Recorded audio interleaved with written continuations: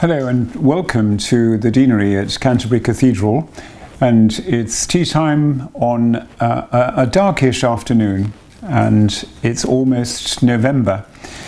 It's the time in the past when lamps would be lit, candlelit, or later gas-lit, and the light would be flickering and a little strange and perhaps even difficult to read by. But it was certainly the time when strange tales were told, and no one was better at putting these kinds of tales together than Charles Dickens. His very best ghost story is, of course, A Christmas Carol, but although it's the best one, it's for Christmas time, and we can leave that till then. But some of his short stories have the same kind of atmosphere, and this is one called The Signalman, which is quite a short story, but is an enjoyable one for an afternoon like this. Hello, below there. When he heard a voice thus calling to him, he was standing at the door of his box with a flag in his hand, furled round its short pole. One would have thought, considering the nature of the ground, that he could not have doubted from what quarter the voice came.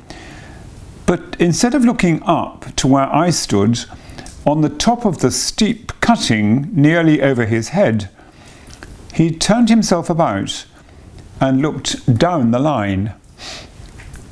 There was something remarkable in his manner of doing so, though I could not have said for my life what. But I know it was remarkable enough to attract my notice, even though his figure was foreshortened and shadowed down in the deep trench, and mine was high above him, so steeped in the glow of an angry sunset that I had shaded my eyes with my hand before I saw him at all. Hello, below! From looking down the line, he turned himself about again, and raising his eyes, saw my figure high above him. Is there any path by which I can come down and speak to you? He looked up at me without replying, and I looked down at him without pressing him too soon with a repetition of my idle question. Just then there came a vague vibration in the earth and air, quickly changing into a violent pulsation and an oncoming rush that caused me to start back, as though it had forced to draw me down. When such vapour as rose to my height from this rapid train had passed me and was skimming away over the landscape, I looked down again and saw him refurling the flag he had shown while the train went by. I repeated my inquiry. After a pause, during which he seemed to regard me with fixed attention, he motioned with his rolled-up flag towards a point on my level, some 200 or 300 yards distant. I called down to him, "All right," and made for that point. There, by dint of looking closely about me, I found a rough zigzag descending path, notched out, which I followed. The cutting was extremely deep and unusually precipitate. It was made through a clammy stone that became oozier and wetter as I went down. For these reasons, I found the way long enough to give me time to recall a singular air of reluctance or compulsion with which he had pointed out the path. When I came down low enough upon the zigzag descent to see him again, I saw that he was standing between the rails on the way by which the train had lately passed, in an attitude as if he were waiting for me to appear. He had his left hand at his chin, and that left elbow rested on his right hand crossed over his breast. His attitude was one of such expectation and watchfulness that I stopped a moment wondering at it. I resumed my downward way, and stepping out upon the level of the railroad and drawing nearer to him, saw that he was a dark, sallow man with a dark beard and rather heavy eyebrows. His post was in as solitary and dismal a place as ever I saw.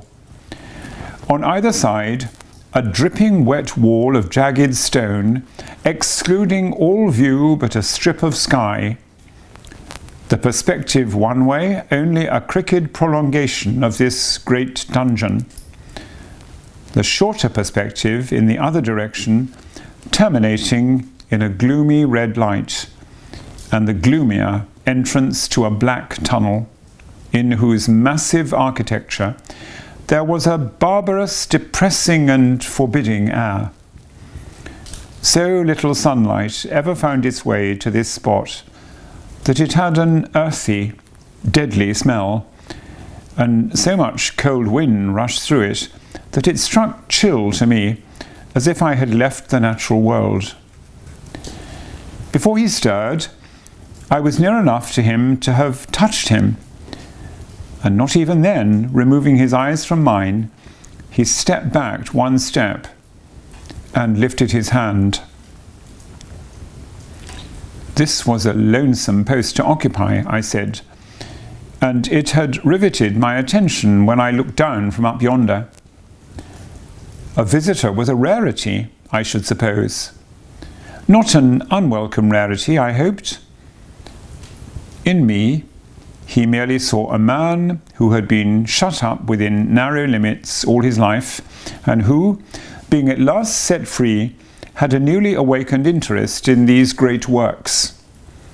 To such purpose I spoke to him, but I am far from sure of the terms I used, for besides that I am not happy in opening any conversation, there was something in the man that daunted me. He directed a most curious look towards the red light near the tunnel's mouth, and looked all about it as if something were missing from it. And then he looked at me. That light was part of his charge, was it not? He answered in a low voice, "Don't you know it is?" The monstrous thought came into my mind, as I pursued the fixed eyes and the saturnine face, that this was a spirit, not a man. I have speculated since whether there may have been infection in his mind. In my turn, I stepped back, but in making the action, I detected in his eyes some latent fear of me. This put the monstrous thought to flight. "You look at me," I said, forcing a smile, "as if you had a dread of me." "I was doubtful," he returned, "whether I had seen you before." "Where?" He pointed to the red light he had looked at. "There?" I said. Intently watchful of me, he replied, but without a sound, "Yes." "My good fellow, what should I do there? However, be that as it may, I never was there, you may swear." "I think I may," he rejoined. "Yes, I'm sure I may." His manner cleared, like my own. He replied to my remarks with readiness and in well-chosen words. Had he much to do there? Yes, that was to say, he had enough responsibility to bear, but exactness and watchfulness were what was required of him, and of actual work, manual labour, he had next to none. To change that signal, to trim those lights, and to turn this iron handle now and then was all he had to do under that head. Regarding those many long and lonely hours of which I seemed to make so much, he could only say that the routine of his life had shaped itself into that form, and he had grown used to it. He had taught himself a language down there, if only to know it by sight, and to have formed his own crude ideas of its pronunciation, could be called learning it. He had also worked at fractions and decimals and tried a little algebra, but he was, and had been as a boy, a poor hand at figures. Was it necessary for him, when on duty always, to remain in that channel of damp air? And could he never rise into the sunshine between those high stone walls? Why, that depended upon times and circumstances. Under some conditions there would be less upon the line than under others, and the same held good as to certain hours of the day and night. In bright weather he did choose occasions for getting a little above those lower shadows, but being at all times liable to be called by his electric bell, and at such times listening for it with redoubled anxiety, the relief was less than I should suppose. He took me into his box, where there was a fire, a desk for an official book in which he had to make certain entries, a telegraphic instrument with its dial, face and needles, and the little bell of which he had spoken. On my trusting that he would excuse the remark that he had been well educated, and I hoped I might say without offence, perhaps educated above that station, he observed that instances of slight incongruity in such wise would rarely be found wanting among large bodies of men, that he had heard it was so in workhouses, in the police force, even in that last desperate resource, the army, and that he knew it was so, more or less, in any great railway staff. He had been, when young, if I could believe it, sitting in that hut, he scarcely could, a student of natural philosophy, and had attended lectures, but he had run wild, misused his opportunities, gone down, and never risen again. He had no complaint to offer about that. He had made his bed, and he lay upon it. It was far too late to make another. All that I have here condensed, he said in a quiet manner, with his grave, dark regards divided between me and the fire. He threw in the word air from time to time, and especially when he referred to his youth, as though to request me to understand that he claimed to be nothing but what I found him. He was several times interrupted by the little bell, and had to read off messages and send replies. Once he had to stand without the door and display a flag as a train passed, and make some verbal communication to the driver. In the discharge of his duties, I observed him to be remarkably exact and vigilant, breaking off his discourses at a syllable, and remaining silent until what he had to do was done. In a word, I should have set this man down as one of the safest of men to be employed in that capacity, but for the circumstance that, while he was speaking to me, he twice broke off with a fallen colour, turned his face towards the little bell when it did not ring, opened the door of the hut, which was kept shut to exclude the unhealthy damp, and looked out towards the red light near the mouth of the tunnel.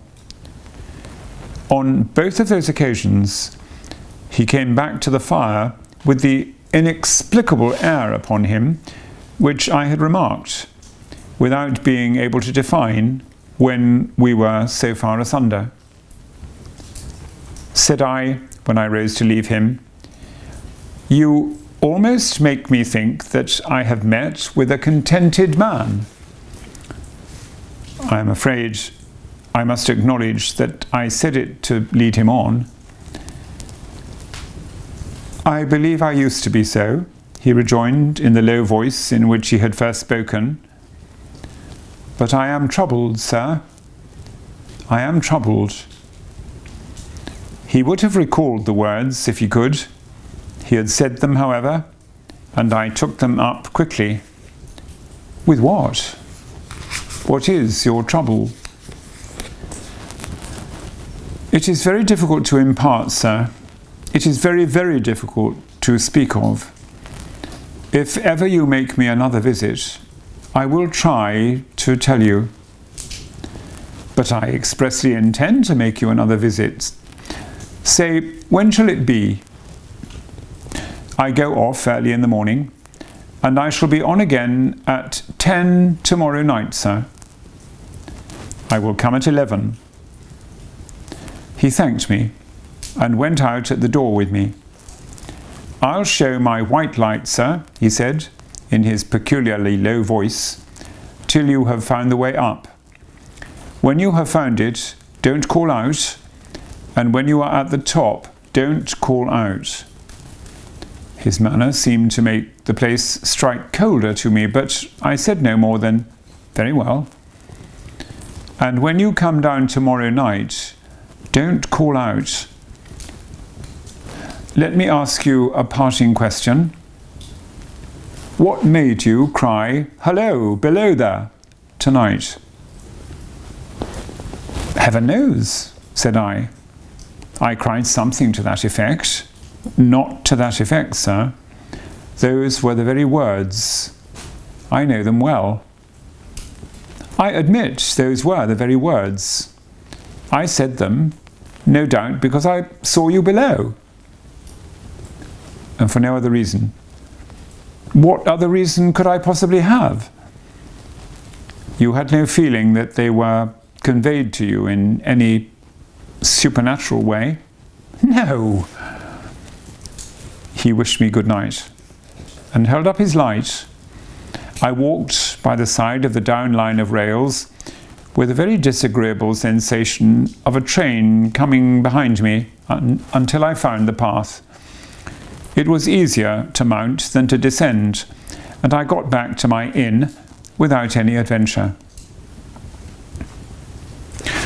Punctual to my appointment, I placed my foot on the first notch of the zigzag next night as the distant clocks were striking 11.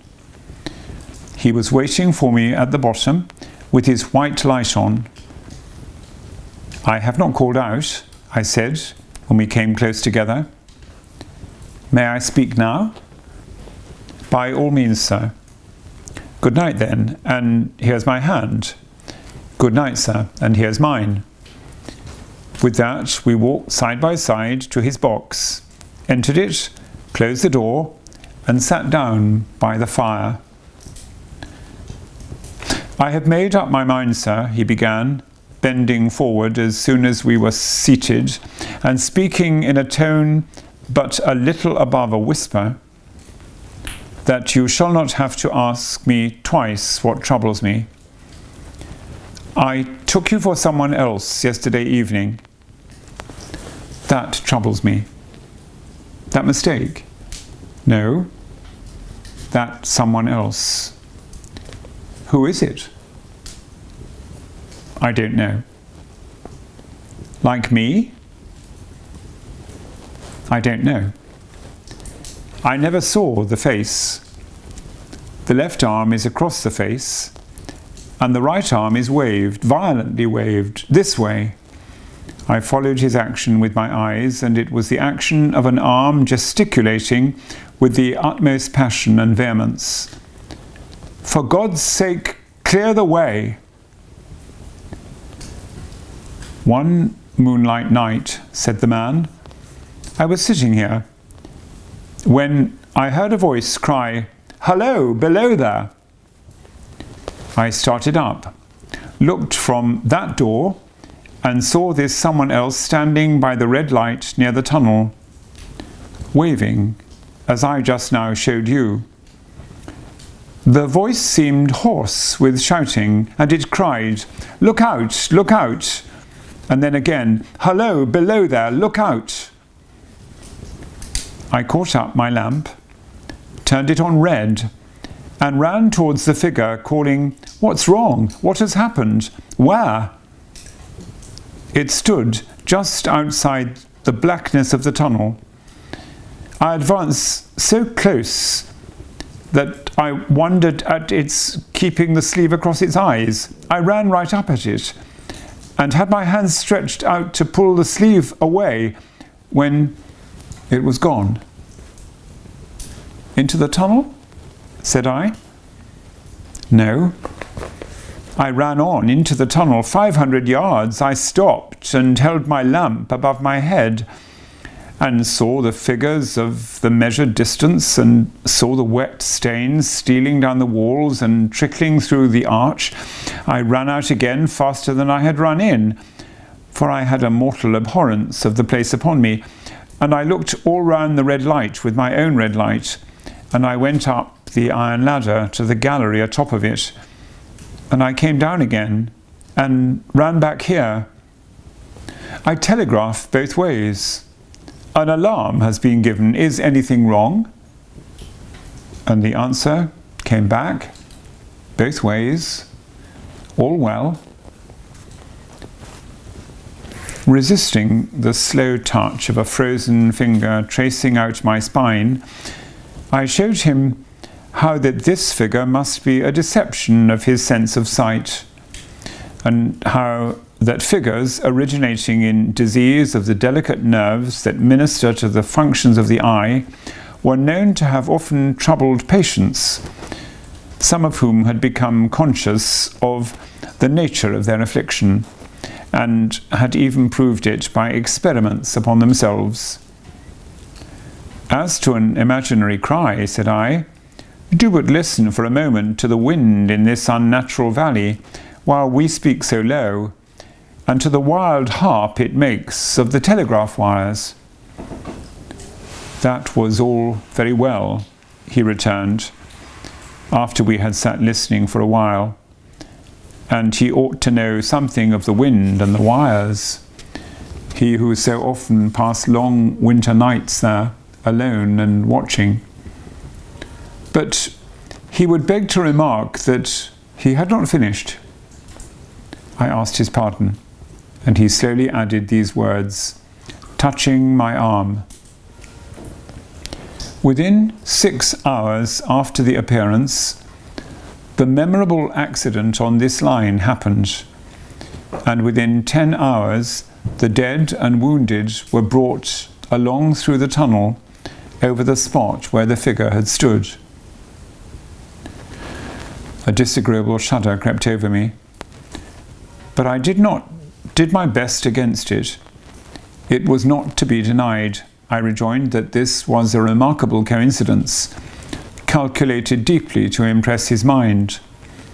But it was unquestionable that remarkable coincidences did continually occur, and they must be taken into account in dealing with such a subject.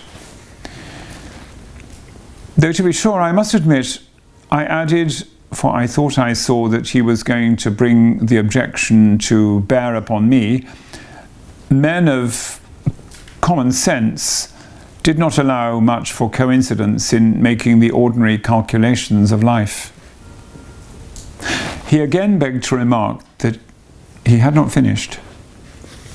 I again begged his pardon for being betrayed into interruptions. This, he said, again laying his hand upon my arm and glancing over his shoulder with hollow eyes, was just a year ago. 6 or 7 months passed, and I had recovered from the surprise and shock when, one morning, as the day was breaking, I, standing at the door, looked towards the red light and saw the spectre again. He stopped with a fixed look at me. Did it cry out? No. It was silent. Did it wave its arm? No. It leaned against the shaft of the light with both hands before the face, like this. Once more I followed his action with my eyes. It was an action of mourning. I have seen such an attitude in stone figures on tombs. Did you go up to it? I came in and sat down, partly to collect my thoughts, partly because it had turned me faint. When I went to the door again, daylight was above, and the ghost was gone. But nothing followed. Nothing came of this. He touched me on the arm with his forefinger, twice or thrice, giving a ghastly nod each time. That very day, as a train came out of the tunnel, I noticed at a carriage window on my side what looked like a confusion of hands and heads, and something waved. I saw it just in time to signal the driver, "Stop." He shut off and put his brake on, but the train drifted past 150 yards or more. I ran after it, and as I went along, heard terrible screams and cries. A beautiful young lady had died instantaneously in one of the compartments and was brought in here and laid down on this floor between us. Involuntarily, I pushed my chair back as I looked from the boards at which he pointed to himself. "True, sir, true. Precisely as it happened, so I tell it you."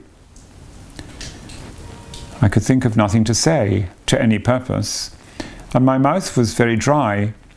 The wind and the wires took up the story with a long lamenting wail. He resumed. "No, sir. Mark this, and judge how my mind is troubled. The spectre came back a week ago.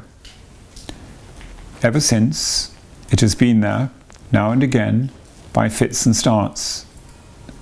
At the light, at the danger light. What does it seem to do?" He repeated, if possible, with increased passion and vehemence, that former gesticulation of, "For God's sake, clear the way." Then he went on. "I have no peace or rest from it. It calls to me for many minutes together, in an agonized manner. 'Below there! Look out! Look out!' It stands waving to me. It rings my little bell." I caught it that. "Did it ring your bell yesterday evening when I was here and you went to the door?" "Twice." "Why, see," said I, "how your imagination misleads you. My eyes were on the bell, and my ears were open to the bell, and if I am a living man, it did not ring at those times. No, nor at any other time, except when it was rung in the natural course of physical things by the station communicating with you." He shook his head. "I have never made a mistake as to that yet, sir. I have never confused the spectre's ring with the man's. The ghost's ring is a strange vibration in the bell, that it derives from nothing else. And I have not asserted that the bell stirs to the eye. I don't wonder that you failed to hear it. But I heard it. And did the spectre seem to be there when you looked out?" "It was there. Both times," he repeated firmly. "Both times. Will you come to the door with me and look out for it now?" He bit his underlip as though he were somewhat unwilling, but arose. I opened the door and stood on the step, while he stood in the doorway. There was the danger light. There was the dismal mouth of the tunnel. There were the high, wet stone walls of the cutting. And there were the stars above them. "Do you see it?" I asked him, taking particular note of his face. His eyes were prominent and strained, but not very much more so, perhaps, than my own had been when I had directed them earnestly towards the same spot. "No," he answered. "It is not there." "Agreed," said I. We went in again, shut the door, and resumed our seats. I was thinking how best to improve this advantage, if it might be called one, when he took up the conversation in such a matter-of-course way, so assuming that there could be no serious question of fact between us, that I felt myself placed in the weakest of positions. "By this time you will fully understand, sir," he said, "that what troubles me so dreadfully is the question, what does the spectre mean?" I was not sure, I told him. I did not fully understand. "What is its warning against?" he said, ruminating with his eyes on the fire and only by times turning them on me. "What is the danger? Where is the danger? There is danger overhanging somewhere on this line. Some dreadful calamity will happen. It is not to be doubted this third time after what has gone before, but surely that is a cruel haunting of me. What can I do?" He pulled out his handkerchief and wiped the drops from his heated forehead. "If I telegraphed danger on either side of me, or on both, I could give no reason for it," he went on, wiping the palms of his hands. "I should get into trouble and do no good. They would think I was mad. This is the way of it. Message. Danger. Take care. Answer. What danger? Where? Message. Don't know. But for God's sake, take care." They would displace me. What else could they do? His pain of mind was most pitiable to me. It was the mental torture of a conscientious man oppressed beyond endurance by an unintelligibly responsibility involving life. "When it first stood under the danger light," he went on, putting his dark hair back from his head and drawing his hands outward across and across his temples in an extremity of feverish distress, "why not tell me where the accident was to happen, if it must happen? Why not tell me how it could be averted, if it could have been averted? When on its second coming it hid its face, why not tell me instead, she is going to die, let them keep her at home? If it came on those two occasions only to show me that its warnings were true, and so to prepare me for the third, why not warn me plainly now? And I, Lord help me, a mere poor signalman on this solitary station, why not go to somebody with credit to be believed and power to act?" When I saw him in this state, I saw that for the poor man's sake, as well as for the public safety, what I had to do for the time was to compose his mind. Therefore, setting aside all question of reality or unreality between us, I represented to him that whoever thoroughly discharged his duty must do well, and that at least it was his comfort that he understood his duty, though he did not understand these confounding appearances. In this effort I succeeded far better than in the attempt to reason him out of his conviction. He became calm. The occupations incidental to his post as the night advanced began to make larger demands on his attention, and I left him at 2 in the morning. I had offered to stay through the night, but he would not hear of it.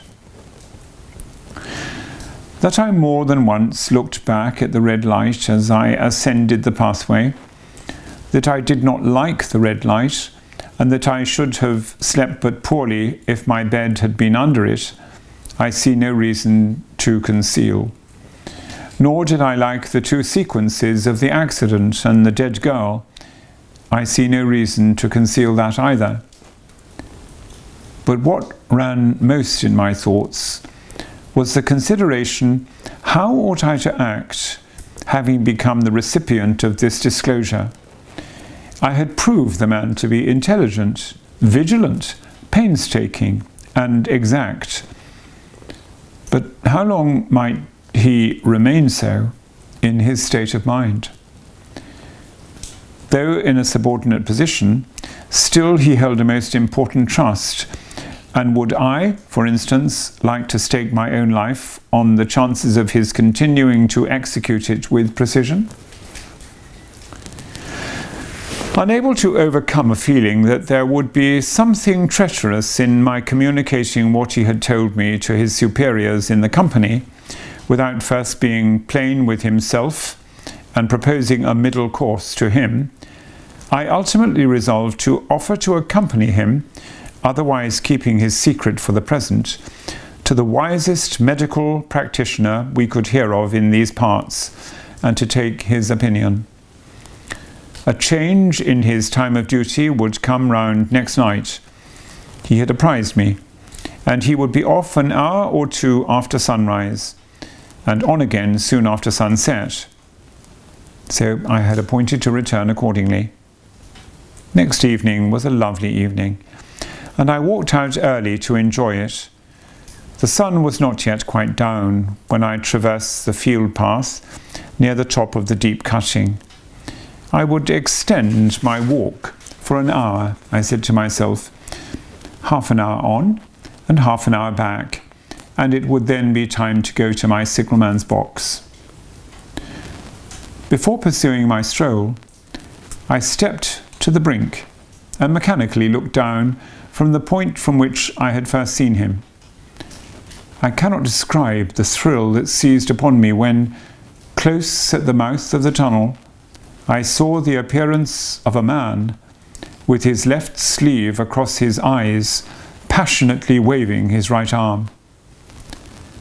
The nameless horror that oppressed me passed in a moment, for in a moment I saw that this appearance of a man was a man indeed, and that there was a little group of other men standing at a short distance, to whom he seemed to be rehearsing the gesture he made.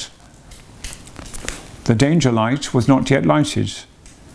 Against its shaft, a little low hut, entirely new to me, had been made of some wooden supports and tarpaulin. It looked no bigger than a bed. With an irresistible sense that something was wrong, with a flashing, self-reproachful fear that fatal mischief had come of my leaving the man there and causing no one to be sent to overlook or correct what he did, I descended the notched path with all the speed I could make. "What is the matter?" I asked the men. "Signalman killed this morning, sir." "Not the man belonging to this box?" "Yes, sir." "Not the man I know?" "You will recognize him, sir, if you knew him," said the man who spoke for the others, solemnly uncovering his own head and raising the end of the tarpaulin, "for his face is quite composed." "But how did this happen? How did this happen?" I asked, turning from one to another as the hut closed in again. "He was cut down by an engine, sir." No man in England knew his work better, but somehow he was not clear of the outer rail. It was just at broad day. He had struck the light and had the lamp in his hand. As the engine came out of the tunnel, his back was towards her, and she cut him down. That man drove her and was showing how it happened. "Show the gentleman, Tom." The man, who wore rough dark dress, stepped back to his former place at the mouth of the tunnel. "Coming round the curve in the tunnel, sir," he said. "I saw him at the end, like as if I saw him down a perspective glass. There was no time to check speed, and I knew him to be very careful, as he didn't seem to take heed of the whistle. I shut it off when we were running down upon him, and called to him as loud as I could." "What did you say?" I said, "Below there, look out, look out, for God's sake, clear the way." I started. It was a dreadful time, sir. I never left off calling to him, I put this arm before my eyes not to see, and I waved this arm to the last, but it was no use.